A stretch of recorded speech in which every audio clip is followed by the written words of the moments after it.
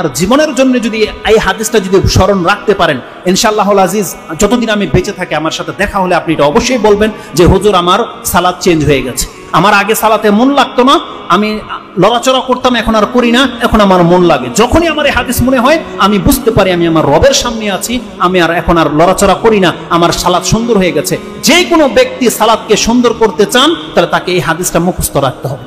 যে হাদিসটা ইমাম বুখারী রাহিমাহুল্লাহ তার 2টি অধ্যায় এনেছেন, 8 নম্বর অধ্যায় এবং 10 নম্বর অধ্যায়, 2টা অধ্যায়ে পাবেন। 8 নম্বর অধ্যায় সালাতের অধ্যায়, তাতে আপনি 405, 403, 4, 5, 6, 7, 8, 9, 10, 17 পর্যন্ত একটা হাদিসই পাবেন।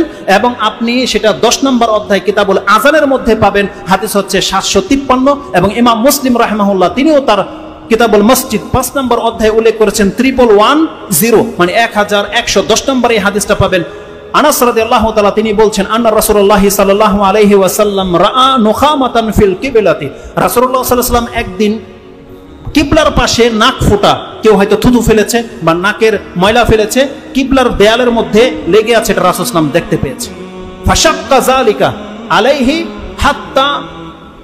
হাত্তা রুইয়া ফি ওয়াজহিহি, রাসূলুল্লাহ সাল্লাল্লাহু আলাইহি ওয়াসাল্লাম এতটা বেশি কষ্ট পেয়েছেন যে তার চেহারায় পর্যন্ত সেই কষ্টের ছাপটা ফুটে উঠেছে। ফাকামা, রাসূলুল্লাহ টিকতে পারলেন না, দাঁড়িয়ে গেলেন। ফাহাক্কাহু বিয়াদিহি, নিজের হাতে সেই কাশফোঁটা পরিষ্কার করেছে রাসূলুল্লাহ সাল্লাল্লাহু আলাইহি ওয়াসাল্লাম। মসজিদ এমন একটা জায়গা, আপনার মতো টাইলসের মসজিদ রাসূল সাল্লাল্লাহু আলাইহি ওয়াসাল্লামের ছিল না, খেজুর পাতার ছিল, কিন্তু কিবলার সামনে মসজিদের খেজুর পাতার মধ্যে নাক ফোঁটা পড়ে আছে, মুহাম্মদুর রাসূলুল্লাহ সাল্লাল্লাহু আলাইহি ওয়াসাল্লাম তার বরকতের হাত দিয়ে নিজের হাতে সেই ময়লা পরিষ্কার করছে।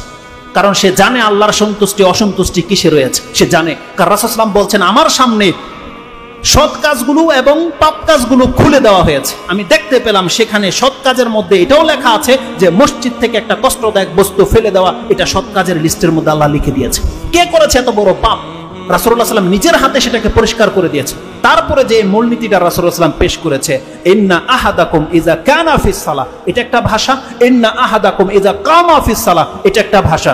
রাসূলুল্লাহ সাল্লাল্লাহু আলাইহি ওয়াসাল্লাম বলেছেন যখন কোনো ব্যক্তি তোমাদের মধ্যে নামাজে থাকে অথবা নামাজে দাঁড়ায় যায়, ইন্না আহাদাকুম ইযা কামা ফিস সালাহ ফাইন্নাহু ইউনাজি রাব্বাহ, সে তার রবের সাথে এখন মুনাজাতে লিপ্ত, সে তার রবের সাথে এখন মুনাজাতে লিপ্ত। যতক্ষণ পর্যন্ত সে সালাতে থাকে সে আল্লাহর সাথে কথা বলছে সরাসরি। আর আল্লাহ সুবহানাহু ওয়া তাআলা নবীদের সাথে কথা বলেছে ওহী মারফত। রাসূলুল্লাহ সাল্লাল্লাহু আলাইহি ওয়াসাল্লাম বলছেন ইউনাজি রাব্বাহ, সে তার রবের সাথে ডাইরেক্ট কথা বলছে, চুপি চুপি কথা বলছে, যেটা আর কেউ জানে না, একমাত্র তার সে জানে, তার রব জানে। রাসূল সাল্লাল্লাহু আলাইহি ওয়াসাল্লাম বলেছেন আও ইন্নাহু বাইনাহু ওয়া বাইনা কিবলাতিহি, রাসূলুল্লাহ সাল্লাল্লাহু আলাইহি ওয়াসাল্লাম বলছেন কোন ব্যক্তি যখন আল্লাহু আকবার করে দাঁড়িয়ে যায় তার আর তার কিবলার মাঝে আল্লাহ উপস্থিত থাকে। ইন্নাহু বাইনাহু ওয়া বাইনা কিবলাতিহি, আল্লাহ তার এবং তার কিবলার মাঝে উপস্থিত হয়ে যায়, আল্লাহ বলছেন। আর মুসলিমের যে বর্ণনা বা বুখারীর ওই হাদিসটাতে যেটা 753 রয়েছে, রাসূলুল্লাহ সাল্লাল্লাহু আলাইহি ওয়াসাল্লাম বলছেন ইন্না আহাদাকুম ইযা কানা ফিস সালাহ ফাকিবালা ওয়াজহিহি ফাইন্নাল্লাহা কিবালা ওয়াজহিহি ফাইন্নাল্লাহা কিবালা ওয়াজহিহি, আল্লাহ সুবহানাহু ওয়া তাআলা তার চেহারার সামনে থাকে, এটা বুঝেন। মানে আপনি যখন আল্লাহু আকবার বলেছেন, সেটা হোক সুন্নত নামাজ, নফল নামাজ, ফরজ নামাজ, আপনি যেমনি বলবেন আল্লাহু আকবার, রাসূল বলছে আপনার চেহারাটা তখন সরাসরি আল্লাহর সামনে থাকে। কোন মালিকের সামনে যদি কোনো ব্যক্তি, কোনো মালিক যদি দাঁড়িয়ে থাকে, তার গোলামকে টেরবেটার করতে পারে? অথবা এটার পজিটিভ দিক নিয়ে নেন, আপনি যার ইবাদত করেন আপনার যদি ফিল হয় যে আমার মালিক এখন আমাকে দেখছে, আমার সাথে তার সম্পর্ক রয়েছে, সুবহানাল্লাহ, আপনার অবস্থাটা কেমন হতে পারে? তাহলে এই হাদিসটা আমাদেরকে স্মরণ রাখতে হবে যতদিন পর্যন্ত আপনি বেঁচে থাকবেন এবং সালাত আদায় করবেন। আপনি জেনে নেন আপনার মর্যাদাটা এমন, আল্লাহ বলছেন যে কেউ তোমাদের মধ্যে সালাতে দাঁড়ায় সে তার রবের একেবারে কাছাকাছি, বা তার রবের সাথে এখন সে ইউনাজি রাব্বা। দেখেন এখানে মোনাজাত শব্দটা রয়েছে। আমাদের সমাজে মোনাজাত করে সালাত ফিরানোর পরে, অথচ রাসূল সাল্লাল্লাহু আলাইহি ওয়াসাল্লাম বলছেন মোনাজাত হচ্ছে নামাজের ভিতরে।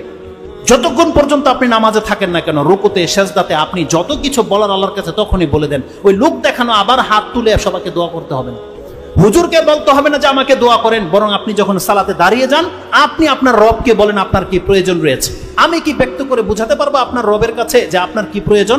কিন্তু আপনার অন্তরে যেভাবে কথাটা বেরোবে এটা একমাত্র আপনি পারবেন, আপনার বিকল্প কেউ পারবে না, কোনো হুজুর পারবে না আপনার ভাষাটাকে আল্লাহর কাছে প্রকাশ করতে।